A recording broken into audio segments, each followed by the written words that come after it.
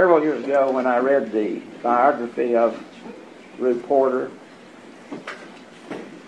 it affected me in the sense that here's a man up in an area that was difficult to preach in the sense that the lectures that began in Missouri helped to lead many people away from the restoration idea and the text of the Bible, and to do higher criticism of the text. Here's a man who went out and gathered the sheaves and preached and remained faithful and edited material. Brother Don Deffenbaugh has written a fine biography of this man, and we've asked him to speak again on this. I believe we had him speak in the lectureship several years ago on Brother Rube Porter. The Friends of the Restoration Movement thought it would be time to bring this back and bring this to your attention, this fine preacher in the state of Missouri and the outlying areas. Don Deffenbaugh and his fine family have done a great work in the Joplin area for many, many years. And I'd like to acknowledge his wife. Would you raise your hand, please? And David, your relation to him is a nephew, son. Daughter over there. Where a daughter. Grandkids and great-grandkids. And they have many. Jason, his grandson, has worked for me here at the college and has graduated here, and so has Jason's two sisters, and they're all a fine family. And let's welcome now to the podium Brother Don Deffenbaugh.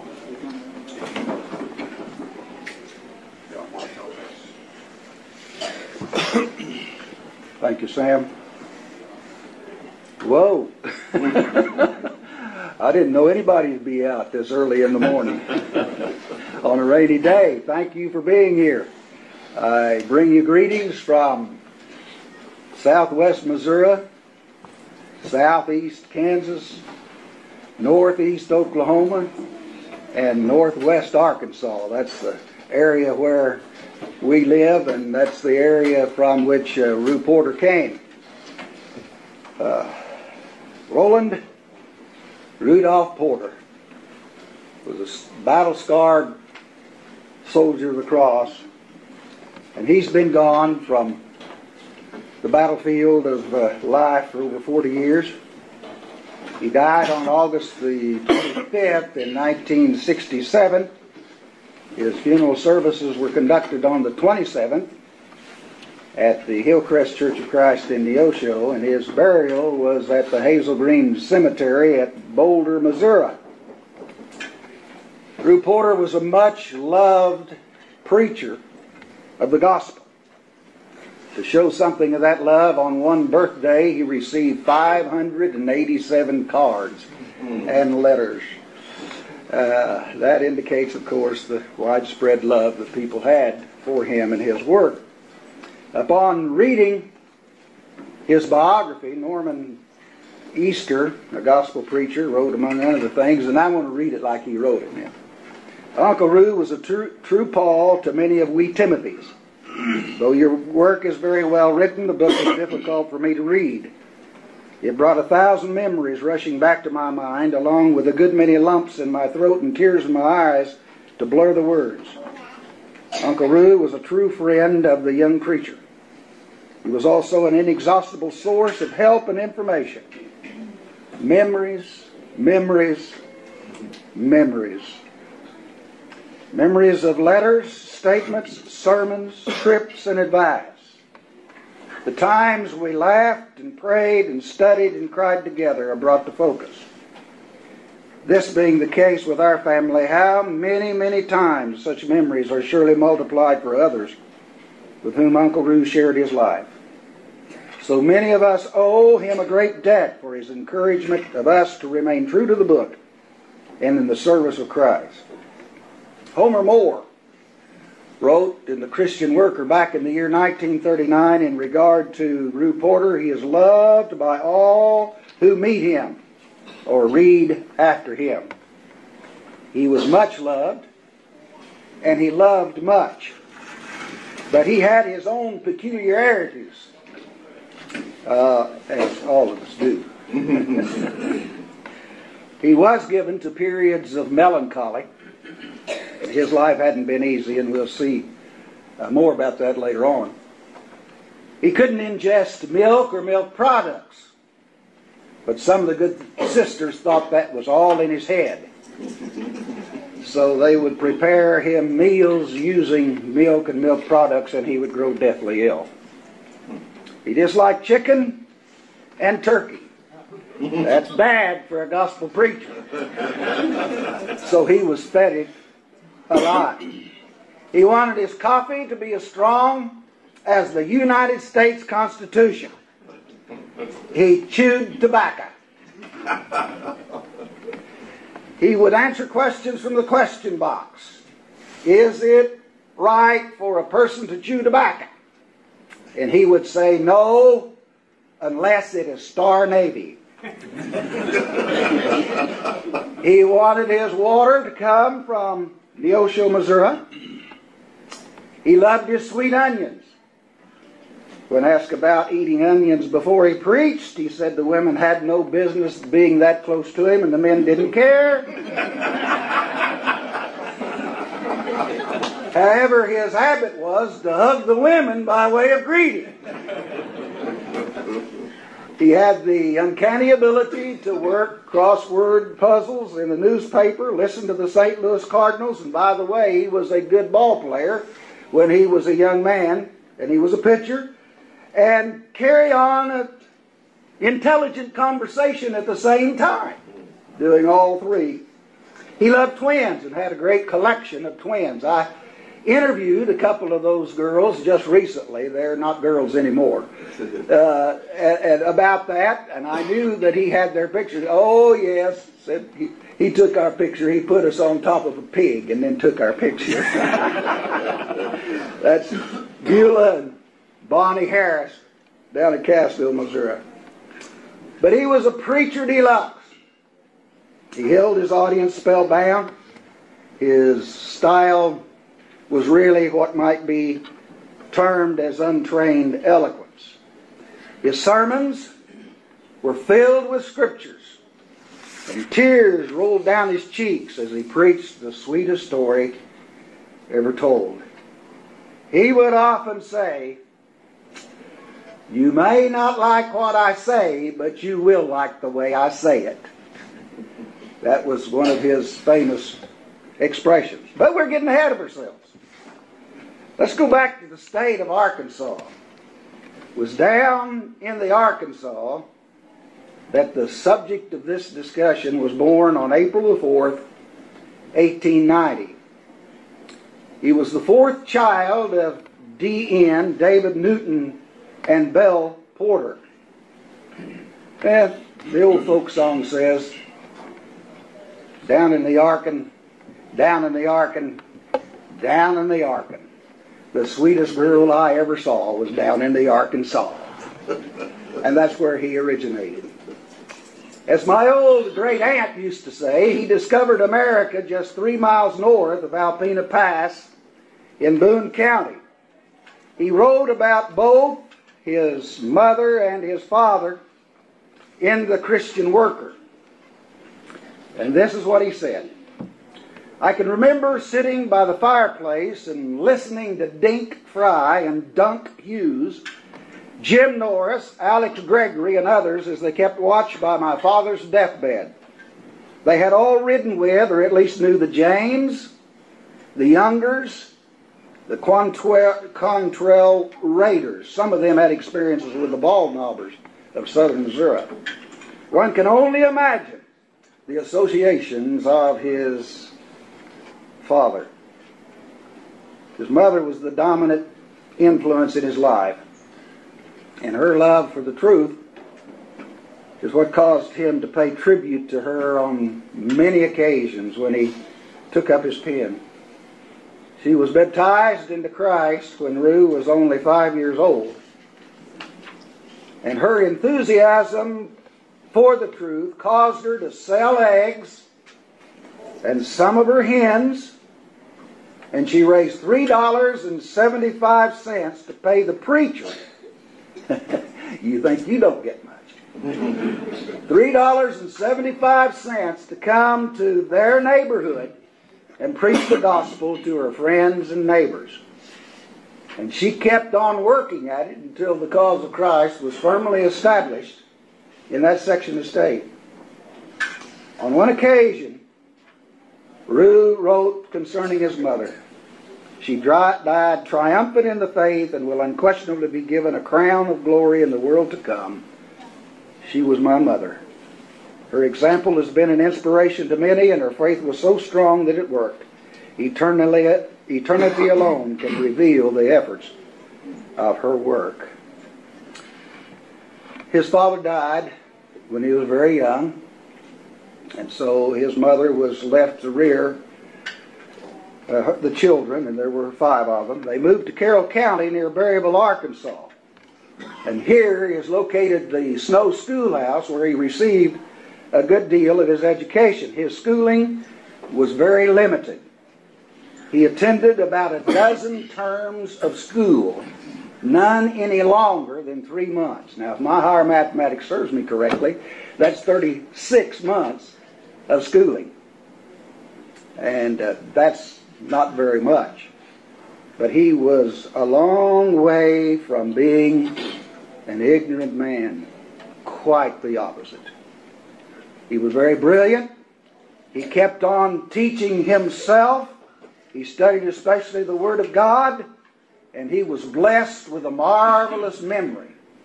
He could, as those old-timers could, quote her coming and a-going, frontwards and backwards. He was baptized by James Binkley at the Stafford place on Yoakum Creek, just north of Green Forest. He was baptized, E.M. Borden was preaching in a meeting there. E.M. Borden, you may have heard of him. He was a very good gospel preacher in those days. There are several books of his, not still in print, but if you search around you can still find them. One of them is Jacob's Ladder, a book of sermons that were taken down by a stenographer at Neosho, Missouri, and put into that book. He was a wonderful gospel preacher. And even though Porter wasn't a member of the church yet, he led some of the songs during the time of that meeting. He told about that later on. He said, "I walked up home with a neighbor girl the night the meeting closed. I loved her like my own sister almost. And when we reached the home and she had passed through the gate in the picket fence, she turned and looked up at me. She was a short little girl. Well, I think any girl would have been short to Uncle Rue, the old tall, gangly fella. And the moonlight was shining squarely in her face and helped me to see tears in her eyes as she said, 'Do you know that I'm ashamed of you?' I was dumbfounded for a moment. I'd been so careful in my conduct and speech in her presence as if she had been my own sister, and I could not fathom her meaning for a moment. She soon made me to understand, however, by adding, 'You've stood by and encouraged every one of us to obey the gospel and haven't done a thing about it yourself. Why don't you?' This, my friends, was the most eloquent sermon I'd ever had. It came from a schoolmate, and as fine a little lady as ever lived there. It drove me to an honest consideration of the state of things, and before going to sleep that night, I decided to become a Christian.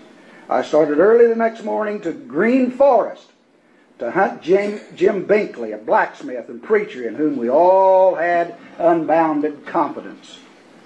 And there's Jim Binkley and his wife. Oh,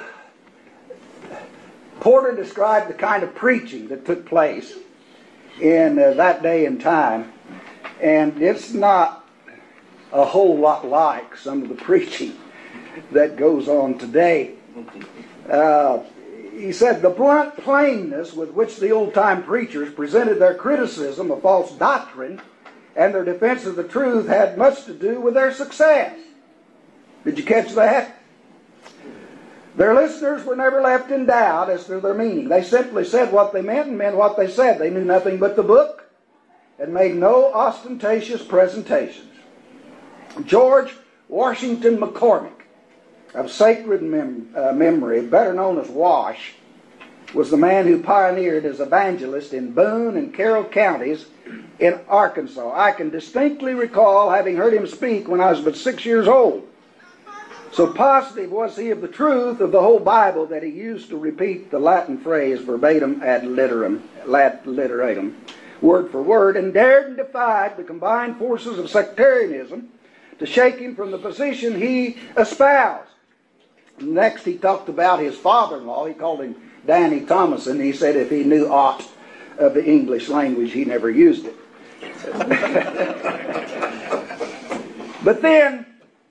But he was still successful. That was his point. Then he talked about Wash McCormick was often threatened because of his preaching. And a few times the threateners actually tried to carry out their threats. One time a man oiled a rope and carried it on his saddle to the place where he was preaching with the announced intention of hanging that man as high as Haman. Brother Mack learned of it before beginning to preach, and he started his sermon by saying, "This may be the last sermon I'll ever be permitted to preach." So I want to be sure that those of you who hear me this night are informed as to what God would have you to do to be saved. He proceeded with such daredevil defiance of the impending doom that his enemies were nonplussed. They stood by and listened to the fervency with which he pleaded for a wholehearted repentance, and the leader refused to act at that time. A very short time later, Brother Mack baptized the very leader of that mob, and he became a preacher of the gospel. They didn't mind teaching and preaching the truth regardless of the circumstances under which they were preaching. He moved with his mother, his brother Auburn was younger than he, to the Sycamore community just north of Alpena Pass on January the 3rd, 1911 or 12. There's some question about that year. And preached his first sermon at the Maddox Schoolhouse 5 miles north of Alpena. That place is called Alpena, Arkansas today. It was known as Alpena Pass back in those days, and on the corner of one of the stores to this day, it says Alpena Pass. He conducted his first gospel meeting at Ridgeway near Bear Creek Spring in Boone County, Arkansas. At this point in life, he had only 19 sermons ready. And after he'd preached those 19 sermons, he said, "I got to close the meeting. I don't have any more sermons to preach." And the brethren said, "Well, you begin at the bottom and preach them backwards." And so he did. And they had 28 baptisms during that meeting. On May the 21st, 1913, Roland Rudolph Porter, Rue, or Uncle Rue, and he's no kin of mine, people loved him so much that they just referred to him as Uncle Rue, and he signed his letters that way oftentimes. He was married to Nancy Ann Thomason. Nancy Ann was the daughter of a gospel preacher by the name of Sant Thomason, and by the way, we've already talked about him. That was his father-in-law who didn't know any English. But his father-in-law served the Old Neck Branch congregation as an elder for more than 50 years. He served as justice of peace for the same period of time. Thomason had several marriages and funeral services. Ruth said, "More than any other man I know of."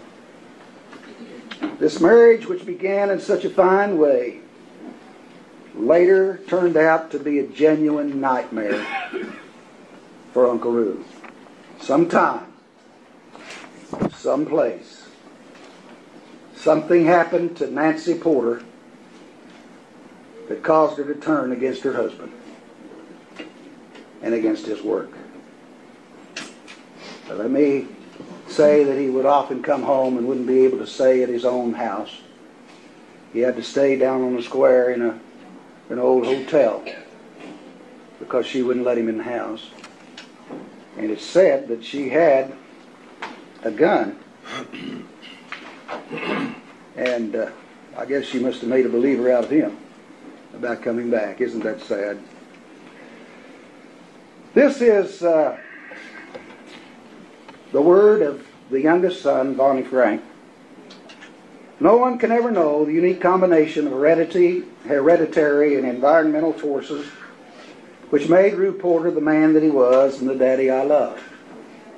However, I'm sure that the motive which turned him toward evangelism and away from local work was the pain and anguish stemming from my mother's abnormal behavior. The onset of her mental illness was apparently some years after their marriage, but before or soon after I was born. Her paranoid schizophrenia was marked by strong delusions of persecution and suspicion, with emotional outbursts and abusive language. Daddy and his church affiliations were the focal point of her abuse. This was not only when he was at home, but when he wasn't. And so Bonnie Frank would know about her because he had received his doctor's degree from Vanderbilt and worked in Memphis with a Southern College of Optometry, and his PhD was in psychology, so I think he knew how to analyze his mother and her behavior. Some of the old-time women at the church there in Neosho would say even in the middle of the night they could see her running up and down the alley in her nightgown. She was a source of great sorrow to him. To this union were born Rude Doy, who died on September the 28th of 1939 from a brain hemorrhage at Neosho. And Rude had wanted Rude Doy to become a gospel preacher, so his death was very difficult for Uncle Rue. Foster Ramsey was the preacher at Neosho in those days, and he described Rude Doy as a young man with a bright future. That was the oldest son. And then there was the daughter, Nolene Ricketts. Then T. Coy, a gospel preacher and teacher. He also had his doctor's degree. He became chairman of the foreign language department at Middle Tennessee State University. He taught at other colleges and universities. And then finally, Von Frank. His mother died on May the 2nd, 1913, and was buried in Roscoe Cemetery near Long Creek. Now there's something you might not know about Rube Porter. He was a politician as well. And that happened very early in his life. It was the year 1916. He attended a meeting at Harrison where a candidate of the legislature was to be selected. He hoped that Judge B.B. Hudgens would consider running. Hudgens declined, and so he tried to persuade Judge George Crump to be a candidate, and neither one of them would run. And Rue made a short speech to persuade them to do it for the sake of decency. And when he sat down, Judge Crump pointed to him and said, "There's a man," according to Rube Porter. And the crowd agreed and the politicking began. The campaign was between the wets and the dries. And Porter represented the dries. He won the Democratic primary in Boone County by a vote of 956 to 743 for his opponent. In the general election in November, Porter won by 106 votes. Now, that was the same year that Woodrow Wilson was elected President of the United States. Some of you may be old enough to remember that. Porter was in the 41st and 42nd General Assemblies of the state of Arkansas, and looking back on those days, he said, "Today I wouldn't give you 5 cents for another experience like those 4 years in the legislature, but I wouldn't take $1 million for the memories of it."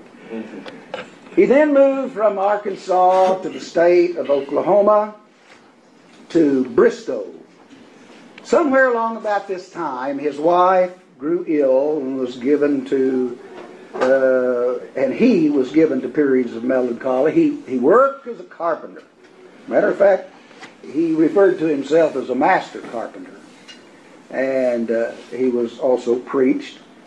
Fred Watkins was a fellow worker and a member of the church, and he was of much help to Ruth in those days. He tells about, in The Worker, the condition of the church in Oklahoma, how there were just a congregation in Oklahoma City. Anybody been over there lately? Bunches of churches in Oklahoma City, and one in Tulsa. And he pioneered in preaching in those cities. I will not read what he had to say about that.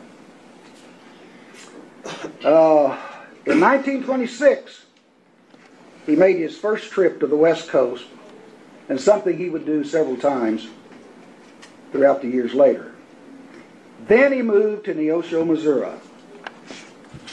In September of 1929, now you know where this is in history in the United States. We're beginning a Great Depression and times are tough. He had conducted several meetings here at Neosho, and he was attracted to the city. Now, he moved there with the understanding that he would do mission work in Newton and McDonald counties. But they twisted his arm to do 6 months of local work at Neosho. That is the most miserable 6 months of his life. He did not want to be tied down.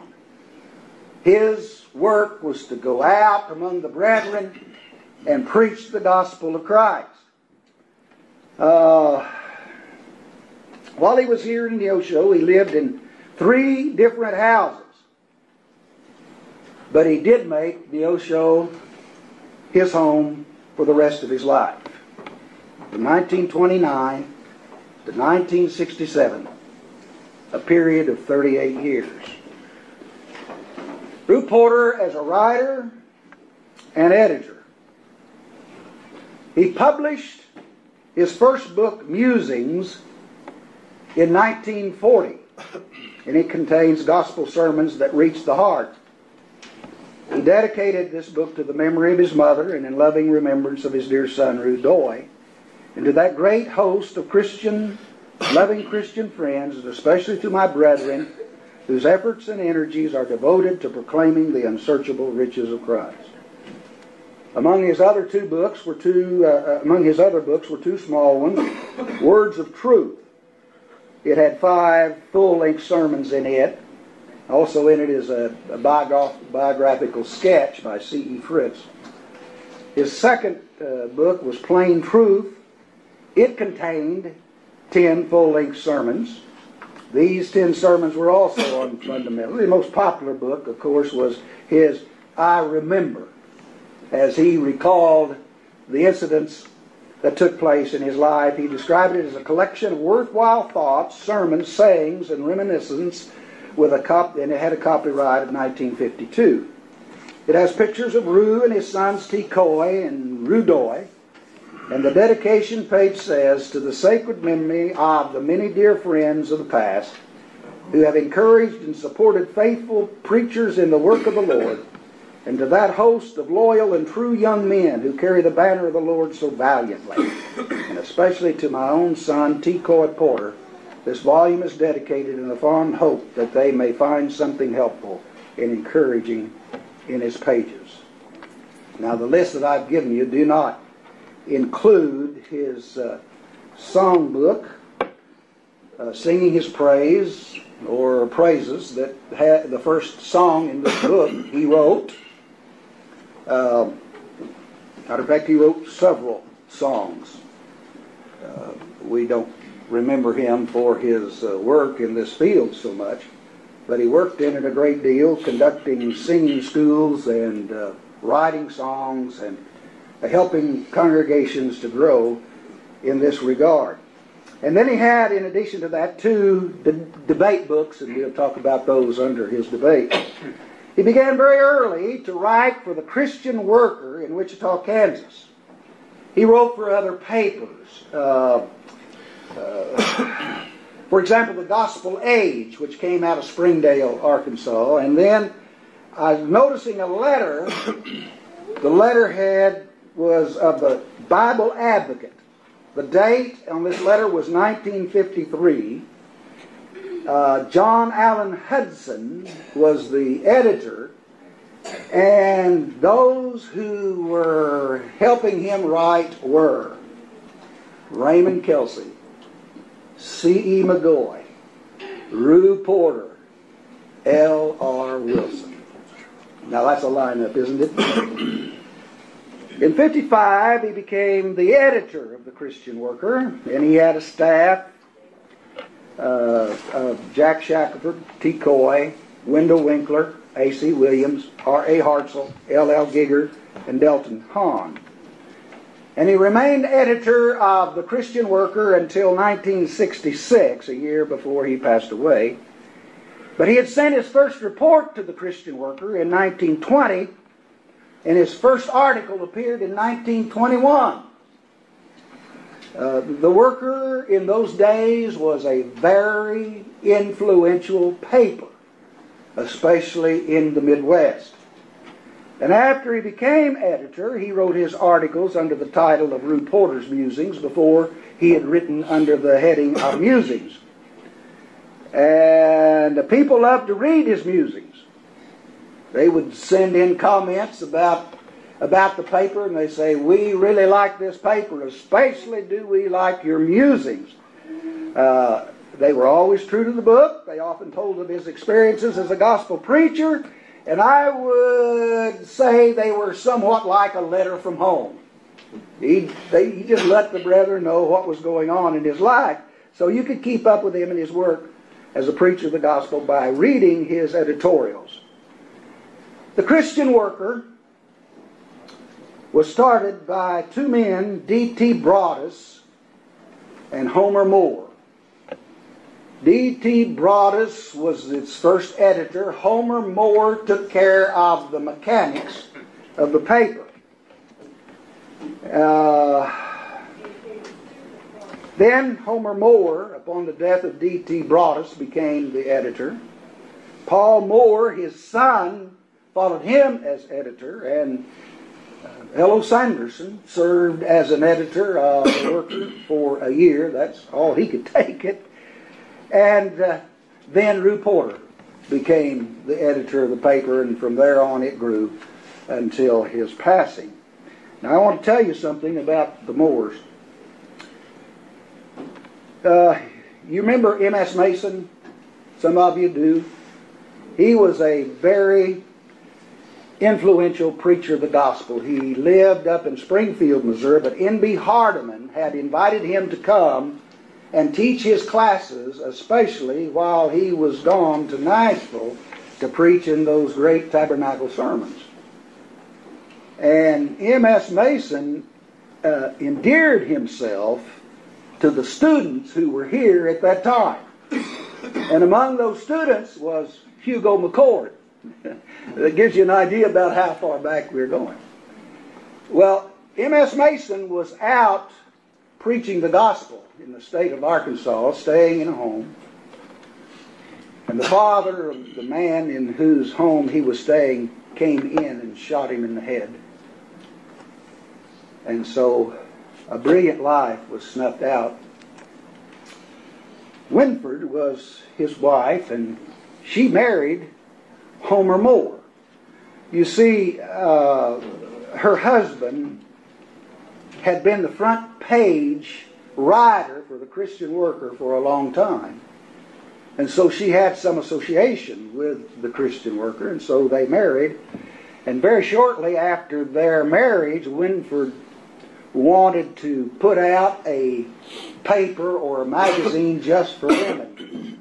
The year was 1933. Do any of you see or take the Christian woman today? Okay. That's when and where it started. With a Christian worker back in 1933 with Winford Moore. Well, actually, she ended up with 3 last names. It's Winford, Mason, Moore, Showalter. Following Moore's death, then she married the editor of the Firm Foundation. She liked that printing. Let me tell you about a little bit more about Homer Moore. You may have not heard of him much at all, but he had a great mind and a wonderful education. He had attended the College of the Bible, and his teachers were, you can guess it, McGarvey, Grubbs, and Graham.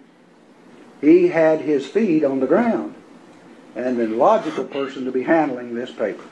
Well, Porter became the editor of the Christian Worker and did a marvelous job. Porter is a debater.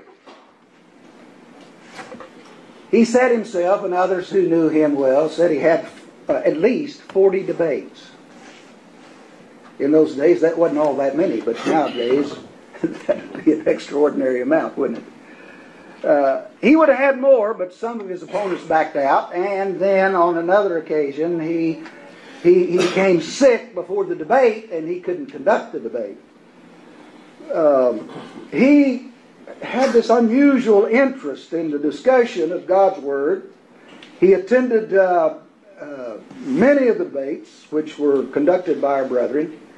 I have in my possession a spiral notebook in which he has notes of the Jackson-Cogdell debate in Lufkin, Texas, in 1946. In that same notebook, he has notes of the Brewer-Ketcherside debate.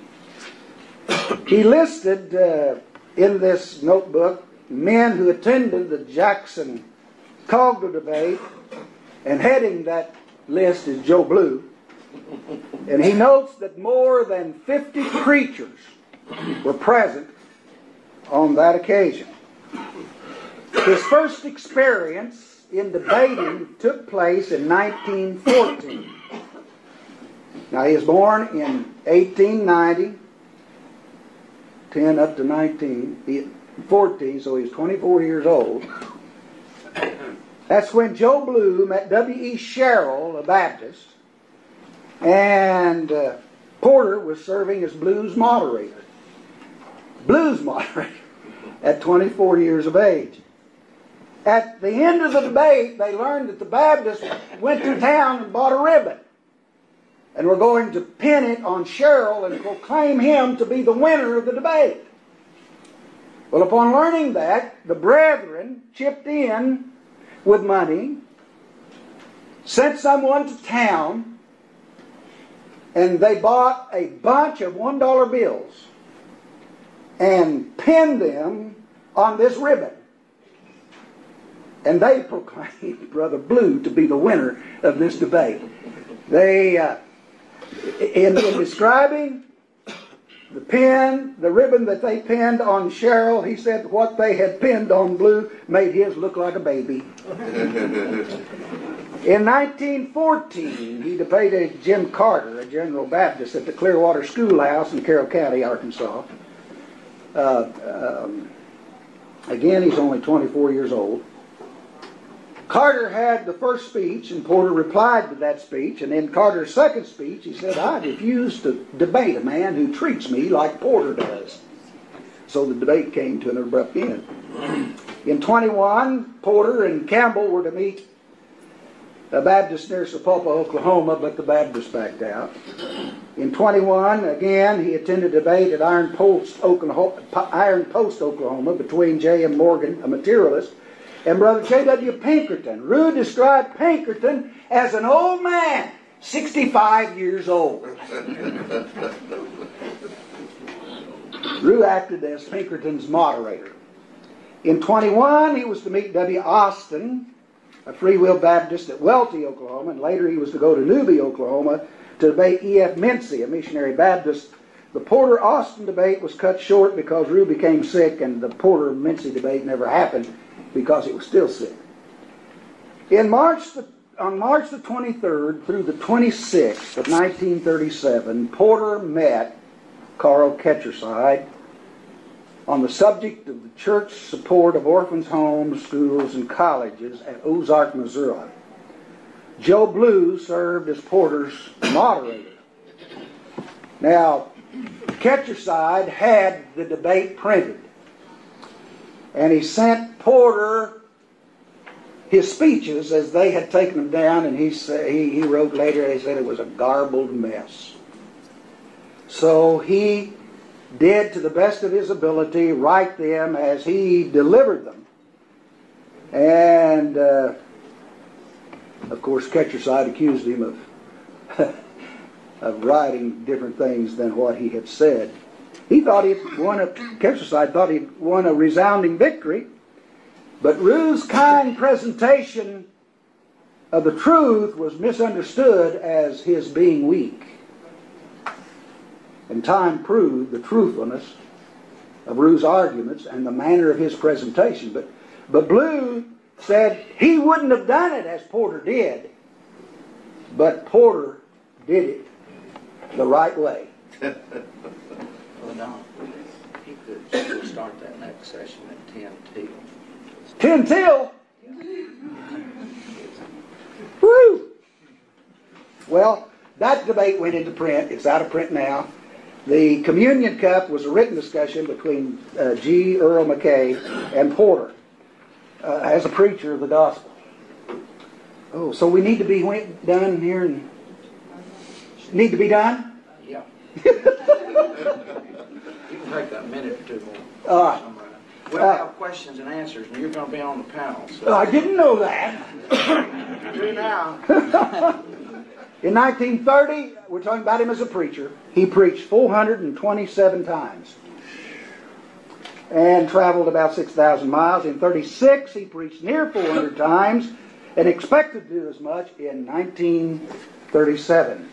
In 1957, he observed that for 33 years he had averaged over a sermon a day. That's a lot of preaching. Oh, I want to talk about his preaching because that's what he was. His preaching took him into 46 states of the Union. Many trips were made out west. He grows old. In 57, he wrote about old age creeping up on him. In 63, he was at Cave Springs, Arkansas, and he suffered a stroke. Came to Neosho, serious condition. The head nurse at Memorial Hospital called me to come to him in the middle of the night because she thought he was dying, but he recovered from that enough that he continued on. Toward the very end of his life, Cleon Lyles wrote an article, One Finger, One Typewriter, and God. It was a tremendous tribute to Rue Porter. He had lost much of his mobility and strength. He finally ended up in the Elmhurst Nursing Home in Webb City. He passed away on the 25th of August, 1967, at the age of little over 77 years. It may have been his last letter. He wrote to Bernetta Holder these final words. Sometime up in heaven, we'll sit down in the shade of a tree and talk it all over again. I look forward to that, don't you? Thank you. Brother Don has gotten us off to a great session in this morning. Thank you, Brother Don. We commonly ask all those who speak during the day to sit on our panel, so you'll have questions perhaps about Brother Porter, and this will be a further opportunity for him to say a few words about it. Thank you, Brother Don. Don came to school here, graduated cum laude. That's the highest you can go. Or summa cum laude is almost, that's the highest. You did real well. He's preached the gospel for over 50 years. We appreciate you and love you, Brother Don. Thank you. We'll suspend for just about 3 minutes and begin the next session.